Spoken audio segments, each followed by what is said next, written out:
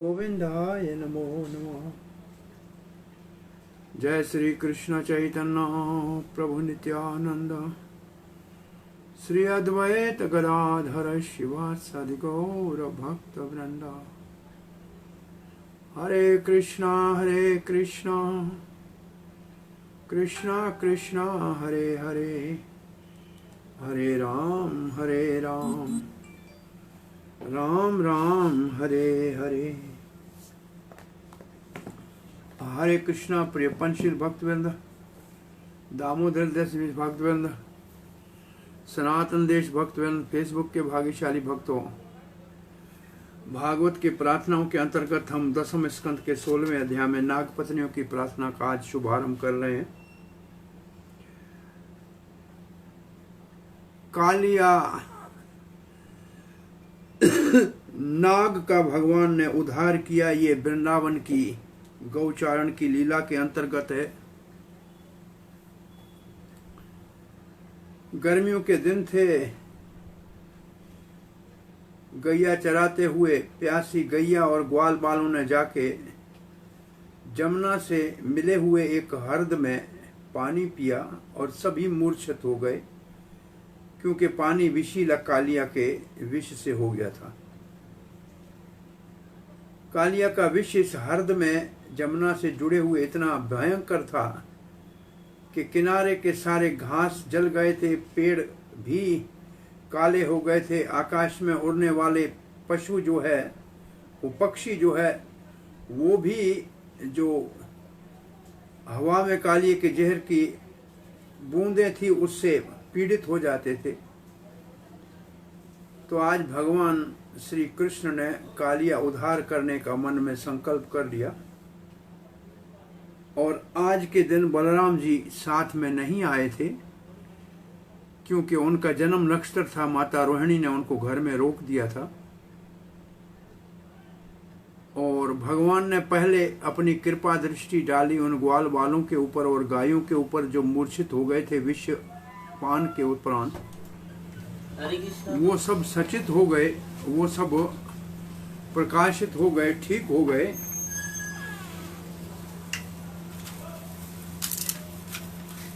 Same salt है, composition same 16 हो गए, तो जितनी आ गई। और एक पत्ता आएगा, ये मतलब नहीं मिल रहा है। कोई बात नहीं, दरवाजा बंद, क्लास चल रही है। हरे कृष्णा। सो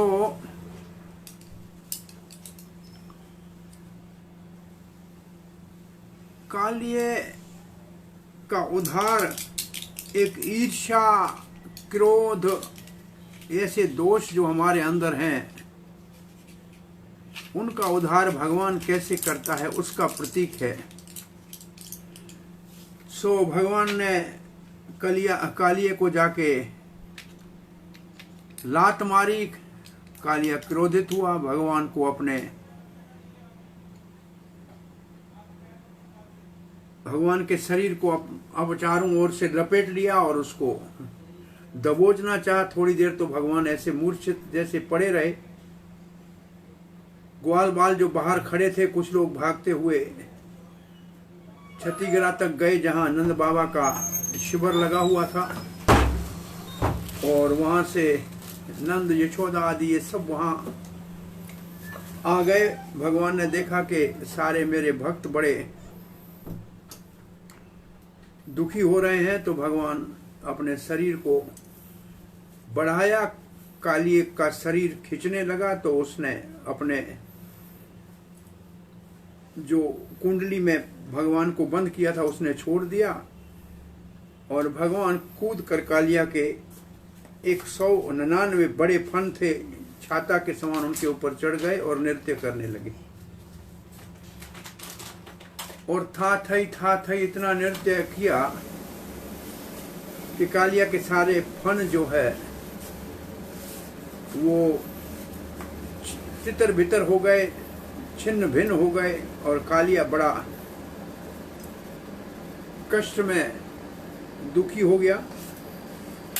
और तब कालिए के दुख को देखकर 16वें अध्याय के 16वें स्कंद के 10वें स्कंद के 16वें अध्याय के 31वें श्लोक में, नाग पत्नियों ने देखा कृष्णस्य गर्भ जगतो अति भरावसनम। भगवान श्री कृष्ण जो थे तो छोटे बालक 6 वर्ष के होंगे, परंतु उनके पेट में, उनके उदर में पूरा ब्रह्मांड है। गर्भ जगत जिसके पूरा ब्रह्मांड, एक नहीं अनंत कोटि ब्रह्मांड जिसके जगत में है, उसके भार से अति भार वसनम, उसके अति भार से पार्षणी प्रभार परिरुंग फणातपतरम। आतपत्र कहते हैं छाता को। छाते जैसे बड़े बड़े कालिया के फन उस भार से चूर्ण हो गए। प्रहार से, भगवान के चरणों के प्रहार से तितर बितर हो गए। कालिया थक गया। भगवान ने जो अपने ईड़ी से दबाया उसको, पार्षणी का अर्थ है ईड़ी है, प्रहार किया तो वो सारे छिन्न भिन्न हो गए। दृष्टवा, जब ये देखा, अहिम कालिये की ये हालत देखी, आद्यम उपेश दुहु, उस समय भगवान को देखा, आदि पुरुष को, तो कालिया की पत्नियां, अमुष्य पत्नियां, कालिया की पत्नियां आरात शीलत, बड़े आरत भाव से, बहुत दुखी भाव से, शलथत, उनके बाल बिखरे हुए थे, कपड़े बिखरे हुए थे, आभूषण बिखरे हुए थे, और ऐसे भगवान के सामने प्रार्थना करने के लिए गई। कालिये के पत्नियों ने जब देखा कि उनका पति पूर्ण रूप से थक गया है, भगवान श्री कृष्ण के अति भार से, जिसके उदर में ब्रह्मांड है, कालिये के छाते जैसे बड़े फन चूर चूर हो चुके हैं, भगवान के पांव के भार से, और जो भगवान ने उसके ऊपर नृत्य किया उससे वो पीड़ा से खून बहा है, सारी उसकी जो ईर्ष्या और क्रोध निकल चुका है। तब वो अपने वस्त्र, आभूषण, बार जो सब है, जैसी अवस्था में बिगड़े हुए थे, उसी के साथ भगवान श्री कृष्ण के शरण में आई। श्री विश्वनाथ चक्रवर्ती ठाकुर लिखते हैं कि कालिया की पत्नियां पहले से ये जानती थी कि हमारा पति द्वेषी है, और कई बार हमने इसको कहा कि आप संसार में सबको सताओ मत,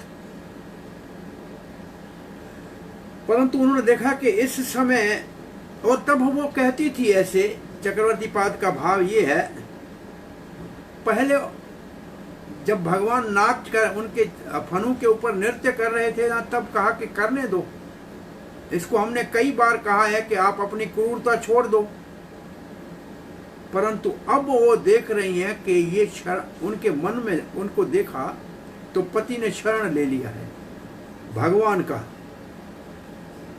कालिये की पत्नी कहते हैं, हमने सोचा पहले ठीक है, भगवान के चरणों से इसके प्राण निकल जाए, मर जाए तो मरने दो, हम पर विधवा हो जाए तो हो जाने दो, परंतु हम फिर पूर्ण रूप से भगवान का शरण ले लेंगी। परंतु जब उन्होंने देखा कि कालिया में शरणागति के संचारी भाव उत्पन्न हुए हैं, कौन से संचारी भाव है? निम्रता हुई है, पश्चाताप हो रहा है, संदेह हो रहा है कि मैंने ऐसे किया, क्यों किया, और अपने दुख की परवाह न करके भी भगवान की प्रति उसके हृदय में शरणागति का भाव आया है।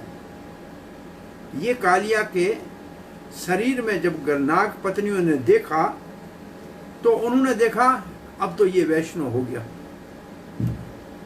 अब इसकी रक्षा करनी चाहिए, बड़ा भाग्यशाली है और हमारा सौभाग्य है, चलती है इसको बचाने के लिए।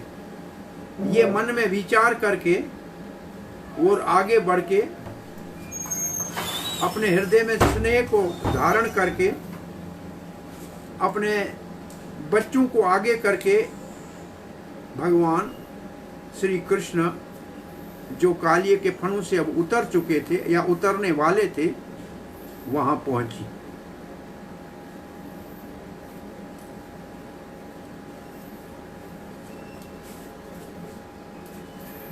जीव गोस्वामी कहते हैं नाग पत्नियां कृष्ण भक्त हैं। वो बड़ी प्रसन्न थी जब कालिए के फनों के ऊपर भगवान नृत्य कर रहे थे और जब कालिए ने शरणागति ले ली तब वो भगवान के पास प्रार्थना करने के लिए आई। अरे भगवान ने कालिया के ऊपर कृपा की, हम भी भगवान की कृपा के पात्र बने। तो 2 श्लोकों में ये भाव बताया गया है। ये कृष्ण की शक्ति का वर्णन करते हैं कि कृष्ण के उदर में पूरा ब्रह्मांड है।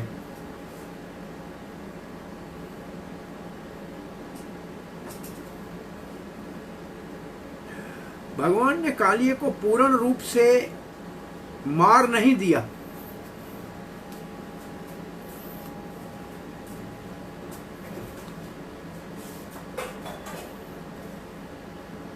भगवान की इच्छा शक्ति, since he contained the universe, what weight he could produce on Kaliya, that he did not curse Kaliya completely depend on the appearance of his इच्छा शक्ति। भगवान ने देखा कि ऐसे नहीं कालिया मर जाए तो उतना ही उसको पीड़ा दिया जिससे उसके अंदर से क्रोध और ईर्ष्या निकल जाए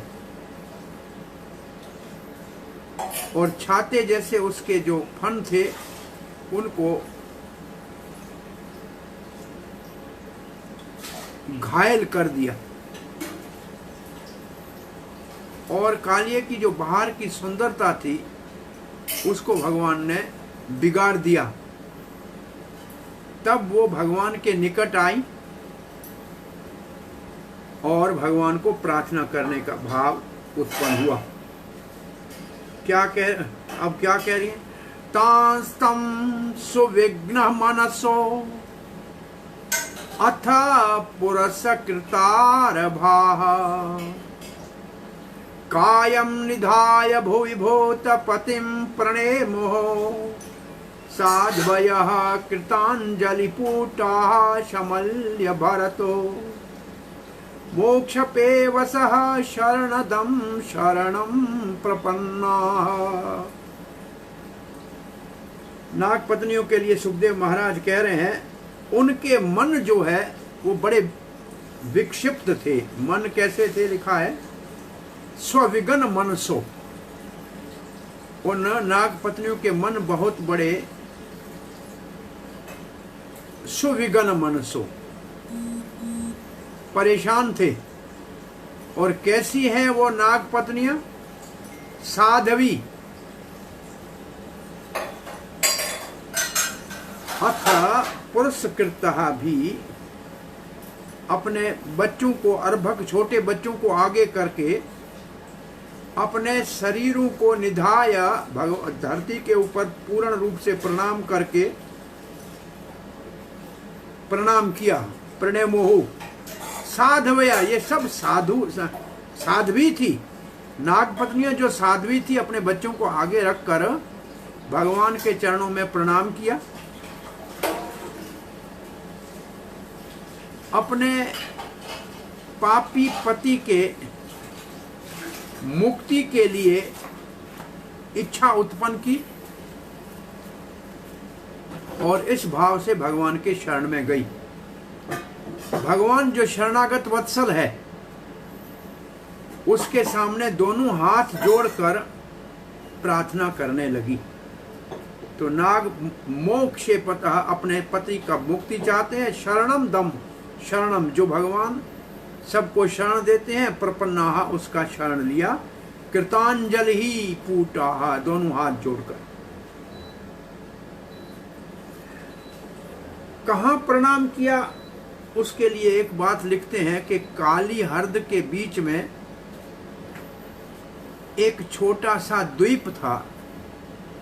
उस द्वीप के ऊपर भगवान खड़े थे कालिए के फनों से उतर के।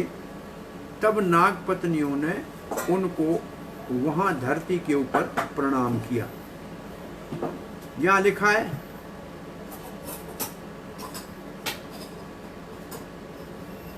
वो कालिए की स्थिति को देख के आश्चर्यचकित भी थी, दुखित भी थी और भयभीत भी थी। हमारा पति अपने महान अपराध के कारण मारा जाएगा, ये उनको हृदय में भाव भी, भय भी था और भाव था। और शरणागत भाव से निम्रता पूर्वक भगवान के पास आई और उन्होंने प्रणाम किया। इसका अर्थ है कि उस कालिया ग्रह में कुछ धरती थी, आइलैंड था, छोटा सा एक द्वीप था, और भगवान उस द्वीप के ऊपर आ गए जब कालिए के जो कुंडली से निकले थे तब। और गोकुल के जो गोकुलवासी जो अब आके यहाँ रहे थे क्षतिग्रह में, वो सब ये देख रहे थे। दया भगवान से, कृपा भगवान करे इसलिए अपने बच्चों को आगे किया था। छोटे बच्चों को देखकर दया आएगी भगवान को। वो अपने पति के अपराध के कारण भयभीत नहीं थी क्योंकि भक्त थी। अपने हृदय में उन्होंने भगवान श्री कृष्ण को भूतपति माना था। सबके पति हैं, सब प्राणियों के पति हैं। अगर भयभीत होती तो कैसे जाती? और भय भी है तो और कहां जाएं? भगवान ही सबका आधार है, उनके पास गई।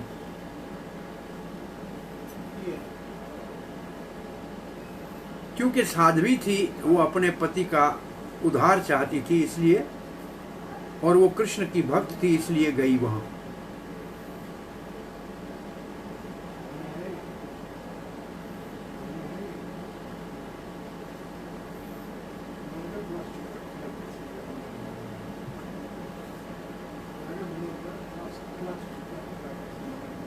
अब नाग पत्नियों की प्रार्थना के श्लोक को पढ़ते हैं।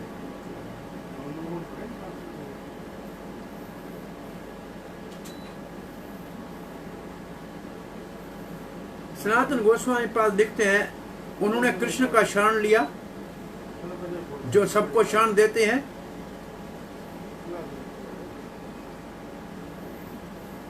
नहीं तो वो वृंदावन में कैसे रह सकती हैं? वो शरण दम है, वो सबका रक्षक है भगवान श्री कृष्ण। इसका अर्थ है कि वो भगवान के पास रक्षा के लिए गई, अपने रक्षण के लिए गई, पति के रक्षण के लिए गई।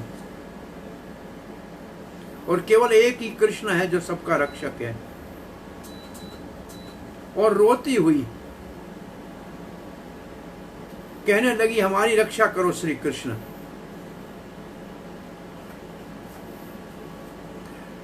अथवा जो भगवान के पास प्रार्थना करता है, भगवान उसका रक्षा करते हैं। वास्तव में अर्थ ये है, सनातन गोस्वामी पाद लिखते हैं कि कालिया अपराधी था, इसमें कोई संदेह नहीं है। उन्होंने ब्रजवासियों के प्रति बहुत बड़ा हिंसक कार्य किया था, उनके पशुओं को मूर्छित किया था, ग्वाल बालों को, गायों को पीड़ा दी थी। परंतु कालिए की पत्नियां भगवान का शरण लेकर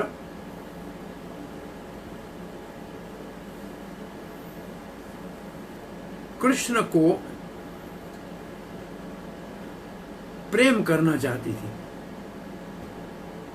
कृष्ण के प्रति उनका हृदय में माधुर्य भाव उत्पन्न हुआ था।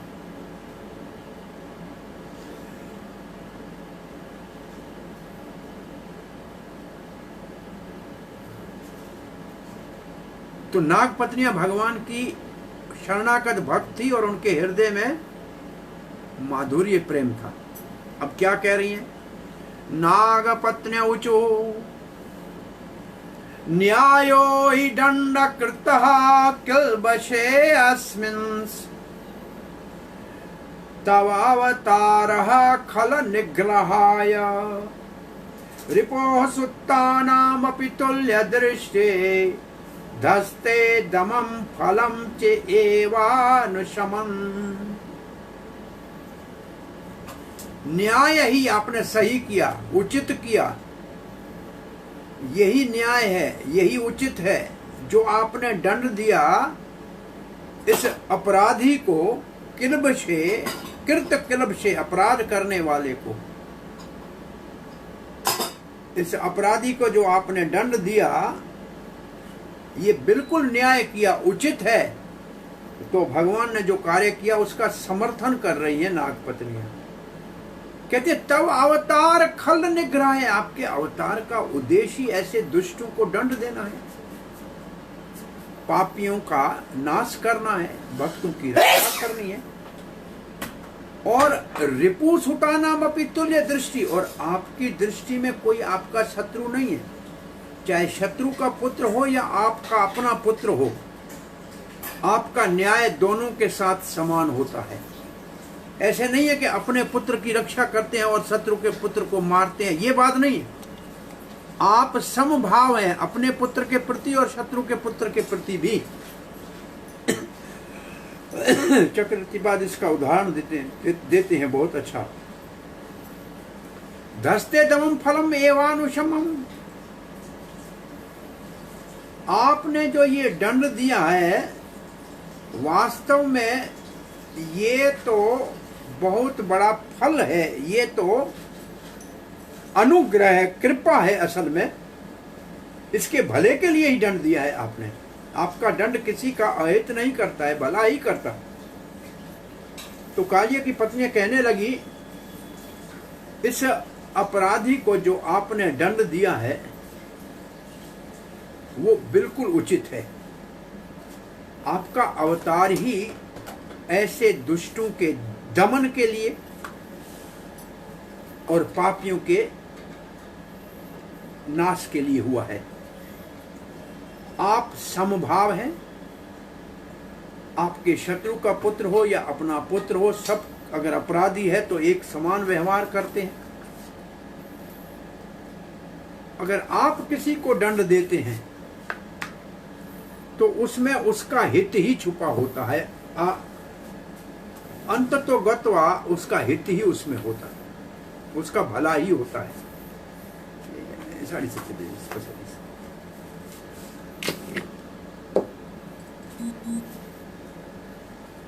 चक्रवर्ती पाद लिखते हैं कृष्ण की प्रशंसा और प्रार्थना कर रही हैं। कृष्ण ने जो कार्य किया है कालिया के प्रति, दंड दिया है, उसकी प्रशंसा कर रही हैं।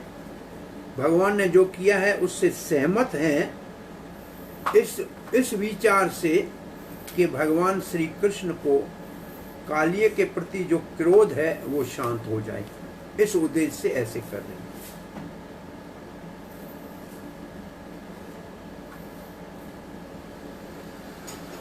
और वो क्या कहना चाहती हैं कि अगर कोई अपराधी है, कोई दुष्ट है, कोई क्रूर है और किसी के प्रति अन्याय करता है तो उसको दंड मिलना ही चाहिए। और साधु की रक्षा और असाधु का, दुष्ट का दलन करने के लिए ही तो आपका अवतार है। और इसके इस दंड देने में आप किसी के साथ पक्षपात नहीं करते हो। आपके अपने पुत्र और शत्रु के पुत्र से एक जैसा व्यवहार करते हो।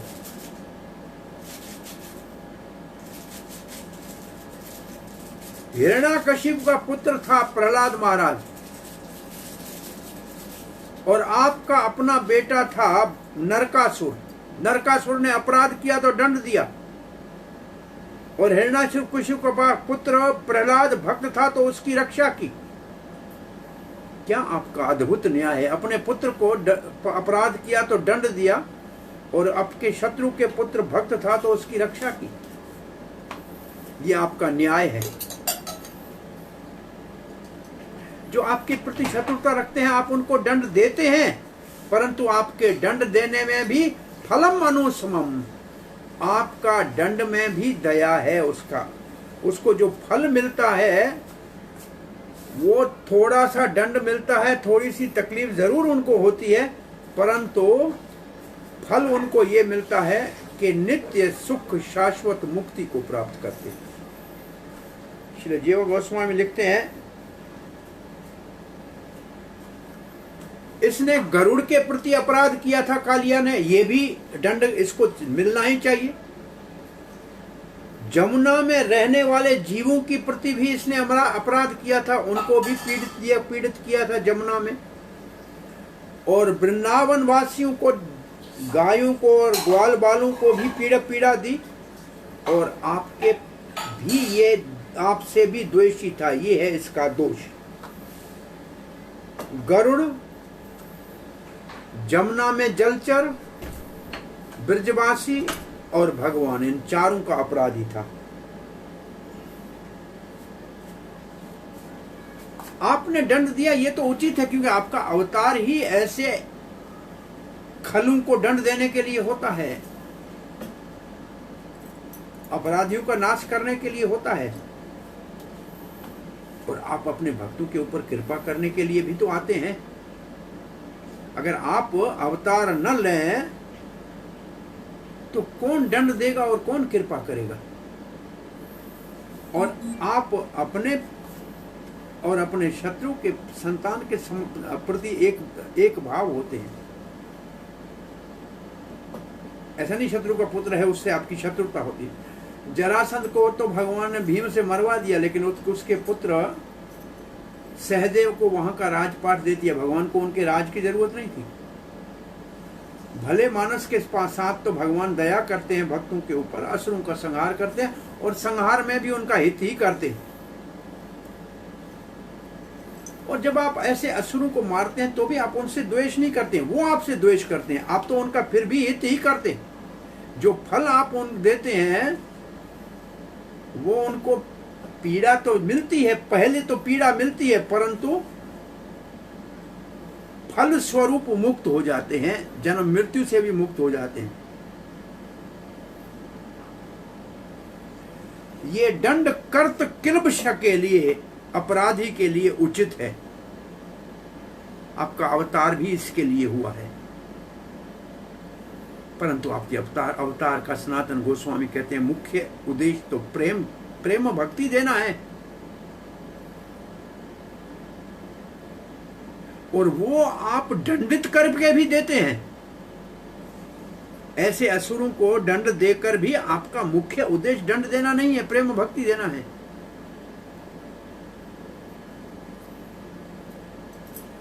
इसलिए समझना चाहिए कि भगवान किसी को दंड दे रहे हैं तो उसी का हित ही कर रहे हैं, क्योंकि उसको जो चीज देंगे वो अद्भुत है, वो कहीं और से नहीं मिलेगी।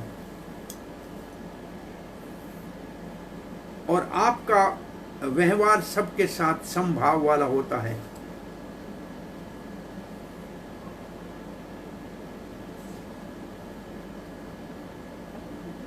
रिपु का अर्थ है शत्रु।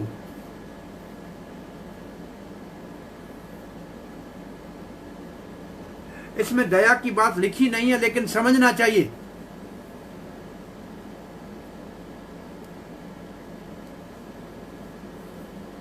श्री प्रभुपाद की जय। राधा मोहन। 101 और श्लोक पढ़ लेते हैं आज। अनुग्रहो अयम भवतः कृतो ही नः दंडो सतां ते खलु कलम शापः यद दंड सुक्तवम अमुष्य देहिना क्रोधापि ते अनुग्रह एव समन्तः। अनुग्रह अयम, आपने बड़ा अनुग्रह किया है इस कालिये के ऊपर, बड़ी कृपा की है, दया की है भगवान आपने। भवतः, आपने, कृतो ही न, यहाँ न कह के वो कालिया के साथ अपने आप को जोड़ रही है। आपने हमारे ऊपर बहुत बड़ी दया की है, बड़ा अनुग्रह किया है। इसका मतलब कालिये के रक्षा के लिए प्रार्थना कर रही है। दंडो असताम, जो अभक्त है उनको दंड तो मिलना ही चाहिए, क्योंकि ये खल है, कलम शाप है, पापी हैं, अपराधी हैं, दूसरों को दुष्ट हैं, दूसरों को दुख देते हैं, इनको दंड तो मिलना ही चाहिए। और वैसे ये जो कालिया है, यद दंड शुकत्वम, दंड सुकत्वम का अर्थ है, इसको जो ये सर्प जोनी मिली है, किसको? अमुष्य, इस कालिया को जो मिली है, देहिना, अपने कर्मों के कारण, क्रोध अपीते, इसके अंदर तो क्रोध आएगा ही, क्योंकि ये भी इसका स्वभाव है, परंतु आज इसका ये क्रोध आपकी प्रति हुआ तो अनुग्रह एव समन्तः, इसने ये क्रोध आपकी प्रति किया, और इसको ये जोनी भी जो मिली है कर्मों से, वो भी आपने ही दी है, तो आपने इसके क्रोध को स्वीकार करके भी इसको वास्तव में कृपा की है। तो इसका अर्थ हुआ, जो आपने यहां किया श्री कृष्ण, वो हमारे ऊपर कृपाई है। एक अपराधी पापी को जब आप दंड देते हैं तो उसके सारे पाप धुल जाते हैं। ये जो बद्ध जीव कालिया हमारा पति है ना, ये बड़ा पापी है, बड़ा अपराधी है। इसका जो शरीर है सांप का, इसके अंदर जो क्रोध था, अब वो आपने साफ कर दिया है, और इसके कारण हमको लगता है आपने बड़ी कृपा की है। उसके स्वभाव में क्रोध था, वो निकल गया। कालिया अपनी प्रार्थना में कहेगा, क्या कर सकता हूं कृष्ण, आपने ही तो शरीर दिया है, क्रोध भी आपने ही दिया है, और नहीं मैं क्रोध नहीं तो और क्या आपको अर्पण कर सकता हूं, यही मैंने अर्पण किया। शिला मध्वाचार्य इस विषय में कहते हैं, शिला प्रभुपाद के शिष्य लिखते हैं, जब कोई पुण्य आत्मा कष्ट भोगता है संसार में, कोई भला आदमी दुख आता है, तो उस समय क्या अनुभव करता है?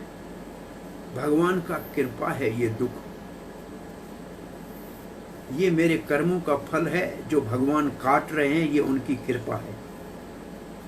परंतु जो ईर्ष्यालु हैं, भगवान दंडित भी करता है, तब भी पवित्र नहीं होते हैं। पवित्र एक बार हो जाएंगे फिर भी अपनी ईर्ष्या नहीं छोड़ते हैं, और अपने बदले लेने का भाव बना रखता है। इसके लिए वो परम सत्य को समझने में असमर्थ रहते हैं। विष्णु चक्रवर्ती ठाकुर लिखते हैं, आपका दंड वास्तव में आपका अनुग्रह है। इस दंड से पुराने सारे पाप धुल जाते हैं। पापों के कारण जो देह मिली है, आपके दंड से वो सब पाप धुल गए, और पापों के कारण ही तो हमारा पति इस सर्प जोनी में आया था, और क्रोध और अन्य ईर्ष्या आदि अवगुण अपने दिखा रहा था।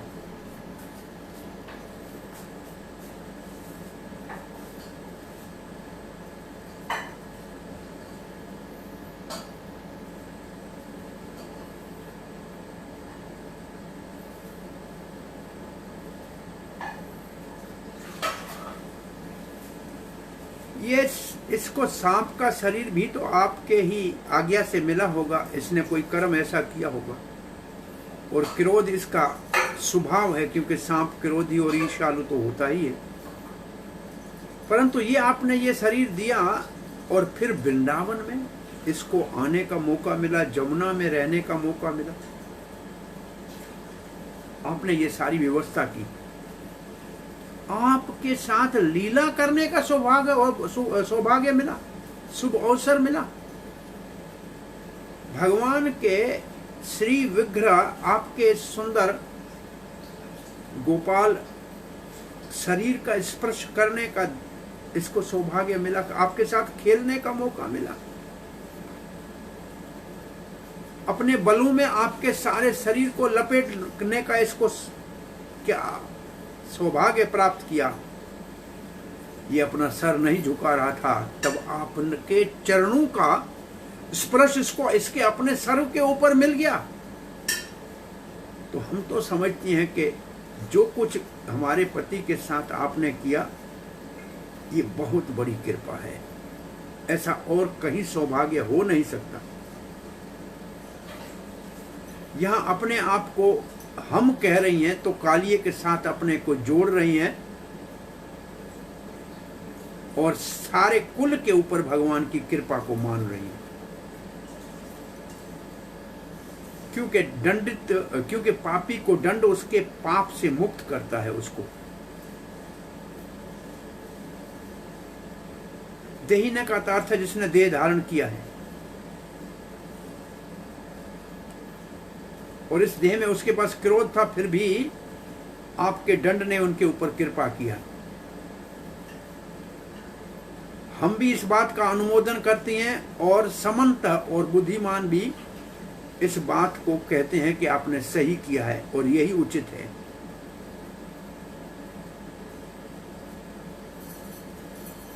हमारे ऊपर इसलिए कृपा है कि अब हमारे पति के अंदर से क्रोध, द्वेष, ईर्ष्या चली गई। अब ये वैष्णव बन गया, पूर्ण रूप से बुरी इच्छाएं समाप्त हो गई, और ये हमने अपने आंखों से देखा है। तभी हम आपको प्रार्थना करने के लिए आई। नहीं तो पहले हमने सोचा था कि ये द्वेषी है, ये ईर्ष्यालु है, ये क्रोधी है, ये दुष्ट है, आपसे विरोध करता है, इसलिए मरने दो। परंतु अब हम देख रही हैं कि आपने दंडित करके इसके सारे दोषों का मार्जन कर दिया है, धो दिया है, और अब ये आपका शरण लेने के योग्य हो गया है। इसलिए हम आपको प्रार्थना करने आए हैं।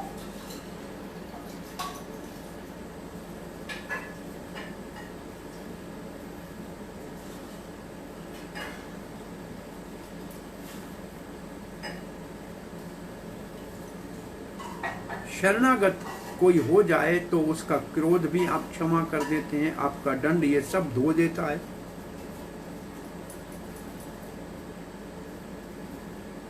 नाग का, सांप का स्वभाव ही क्रोधी होता है। आपने इसके ऊपर भी कृपा कर दी, अपना सानिध्य दे दिया, अपना संग दे दिया। ये बड़ा भाग्यशाली है। फिर कहते हैं ये भाग्य इसका कैसे उत्पन्न हुआ। तपः सुतप्तम किमानेन पूर्वम। कोई अच्छा भक्ति वाला तपस्या कभी किसी जन्म में इसने की होगी, तब ब्रज में वास और आपका सानिध्य प्राप्त हुआ।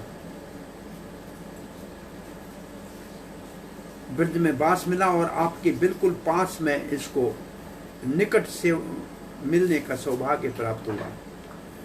निरस्तमाने न च मान देना, माने न च मान देना। कहीं न कहीं इसने जो तपस्या की थी ना, उसमें अमानी तो था, किसी के प्रति द्वेष नहीं था। निरस्त माने न मतलब अमानी न था, किसी के बुरा नहीं चाहता था। न च मान देना, और सब जीवों को मान देता था। ये भक्ति के लक्षण। धर्मो अथवा सर्वजना अनुकंपया, अथवा इसने धर्म का ऐसा पालन किया है जिसमें सबके प्रति अनुग्रह करना चाहता था, अनुकंपा करना चाहता था, भला करना चाहता। सर्वभूत हिते रता का भाव था। ये कुछ वैष्णव वाले धर्म का पालन और वैष्णव तप का पालन इसके द्वारा हुआ है। ततो भवान स तुष्यति सर्व जीव, इसलिए आप संतुष्ट हो गए हैं। आप भगवान तुष्यति संतुष्ट हो गए हैं, जो सारे जीवों का आधार है। क्या हमारे पति ने बहुत ध्यान से कभी पूर्व जन्म में कोई तपस्या की है और उस तपस्या में अपने मन में कोई अहंकार दंभ नहीं रखा और सबके प्रति बहुत आदर भाव था, अमानित व मान देना था। क्या इसके कारण आप प्रसन्न हो गए हैं इसके ऊपर? अथवा इसने अपने पूर्व जन्म में कभी कोई धर्म के कार्य सबके प्रति दया के भाव से किए हैं? क्या ये कारण है? आप भगवान जो सब जीवों का आधार हैं, आज संतुष्ट हुए हैं, क्या यही कारण है क्या? तो ये नाग पत्नियां कह रही हैं, श्री प्रभुपाद जी ने कृष्ण परम पुरुष भगवान में लिखा है, नाग पत्नियां यहाँ इस बात को मान रही है, स्वीकार कर रही हैं, कंफर्म कर रही है कि कृष्ण के साथ कालिये का मिलन होना शुभ कर्मों के बिना, भक्ति वाले शुभ कर्मों के बिना नहीं हो सकता। चैतन्य महाप्रभु ने कहा है कि तृणादपि सुनिचे न तरोरपि सहर्षणो न अमानी न मान दे न कीर्तन्य सदा हरि। जिसके अंदर ये गुण नहीं होंगे वो भगवान का भजन नहीं कर सकता। नाग पत्नियां आश्चर्यचकित हैं। कालिये को शरीर तो सांप का मिला है, बड़ा पापी है, दुष्ट है, परंतु साथ साथ उसको भगवान के चरण कमलों का स्पर्श मिला है। जो कालिया के फनों के ऊपर भगवान ने धारण किए हैं और नृत्य किया है, ये कोई सामान्य पुण्य का फल नहीं है। ये दोनों बातें एक दूसरे के विपरीत लग रही हैं, इसलिए नाग पत्नियां बड़ी आश्चर्यचकित हैं।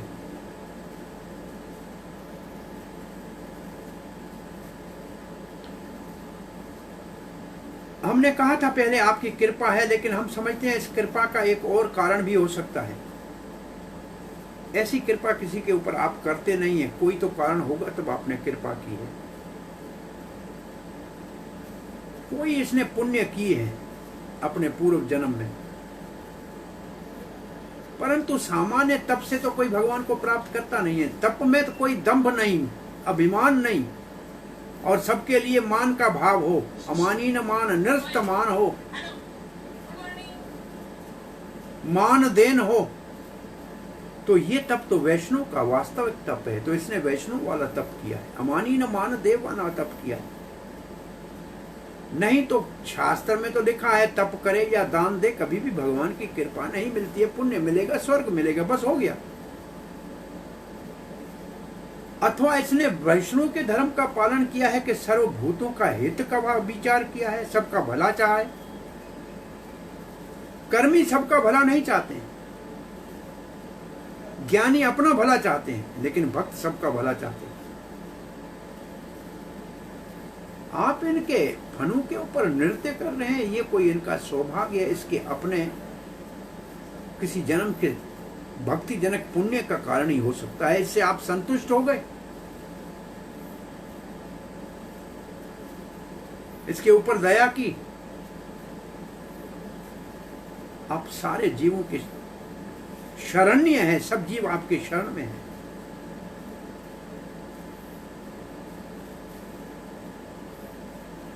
ये सामान्य अर्थ है, इसका अर्थ ये है, अंदर का अर्थ ये है। चक्रवर्ती पाद लिखते हैं, आप यदि सब जीवों को संतुष्ट करते हैं, दया करके आप सबका हित करते हैं,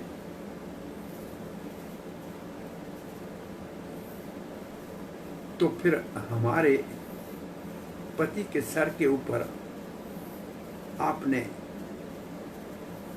ईड़ी का प्रहार कैसे किया, ये तो बहुत बड़ी आश्चर्य लगता है। If you remain the life of all entities, if you maintain the life of all entities and satisfy all entities with compassion, then why should you kick our husband on his head?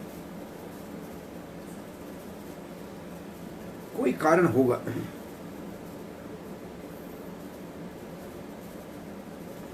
यहाँ कथा को विराम देते हैं, दूसरी class शुरू होगी।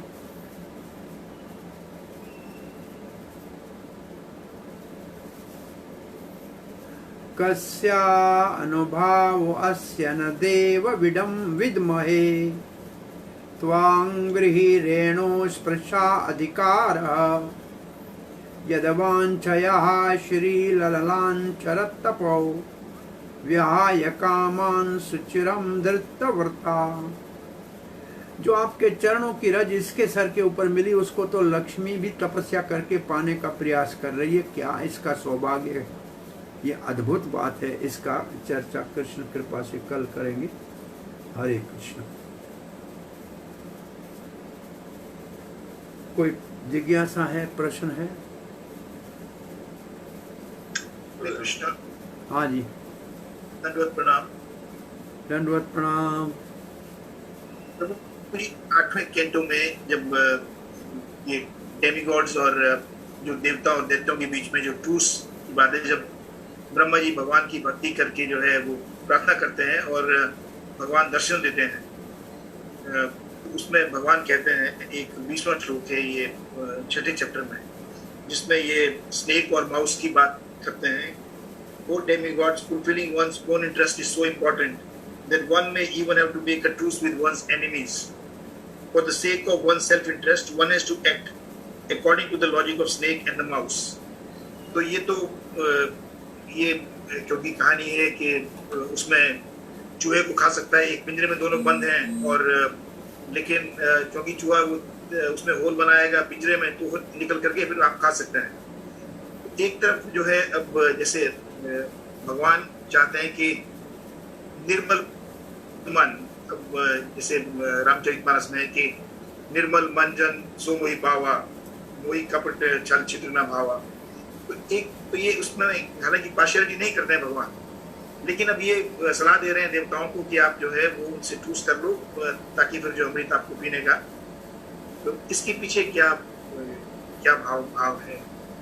भगवान ने ये कथा तो बताई है। एक ये इसको कहा जाए कि ये है कूटनीति।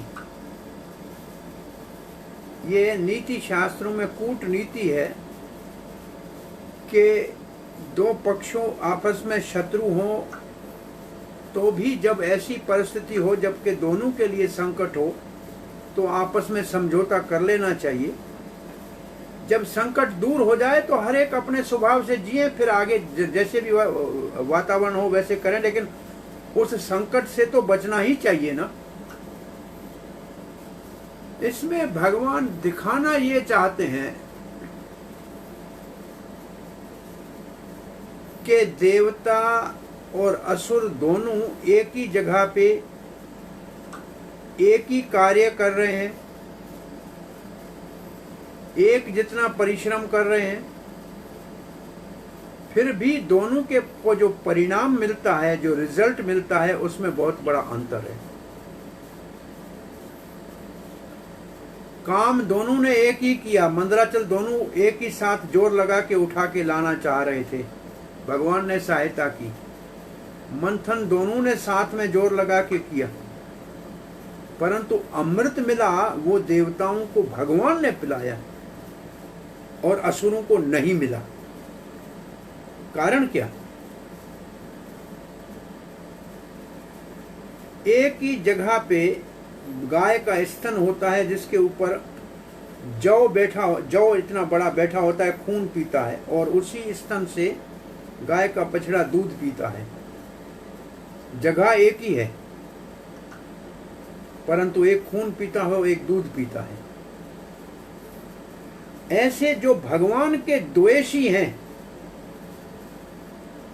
उनको अच्छा मौका दो समझौता करके भी कि हम मित्र बन जाए, लेकिन बाहर बन के वो अपनी शत्रुता नहीं छोड़ेगा। इस उदाहरण में चूहे वाली स्थिति में तो देवता थे और सांप वाली स्थिति में थे असुर उस वक्त, क्योंकि वो बड़े शक्तिशाली हो गए थे। तो दोनों ने सलाह की, तो दोनों अगर एक दूसरे की सहायता करते तो अमृत मिलता, लेकिन फिर भी द्वेष करके वो अमृत का कलश उठा के चले गए। तो जो द्वेषी है वो अमृत पिएगा तो और ज्यादा उत्पाद मचाएगा और ज्यादा अपराध करेगा। इसलिए भगवान ने देखा कि द्वेषी चाहे इस वही एक जैसा काम करें फिर भी फल में बहुत बड़ा अंतर हो जाता है। सो इसमें असुरों को ही हम तो कहते हैं असुर का सांप की जगह पे असुर थे, देवता तो बेचारे चूहे की जगह पे थे, क्योंकि वो तो हार ही चुके थे, भगवान के शरण में चले गए थे। तो खाएगा बाहर निकल के समझौता कौन कर रहा है? सांप कर रहा है, सांप से किया जा रहा है। सांप अंदर मर जाएगा, भला सांप का करना चाह रहे हैं, लेकिन सांप बाहर निकल के फिर खाए। असुर अगर उसको भला मौका, अच्छा मौका दे फिर भी नहीं सुधरे तो असुर का दोष है, उसको दंड मिलना चाहिए।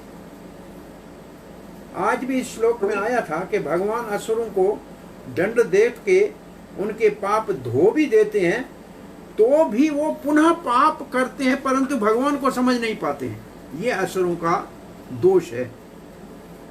और सामान्य भले मानस अपने कर्मों के पापों का दंड मिलने के ऊपर संतुष्ट होते हैं कि पाप धुल जाएगा तो हम भगवान को पा लेंगे, जान लेंगे।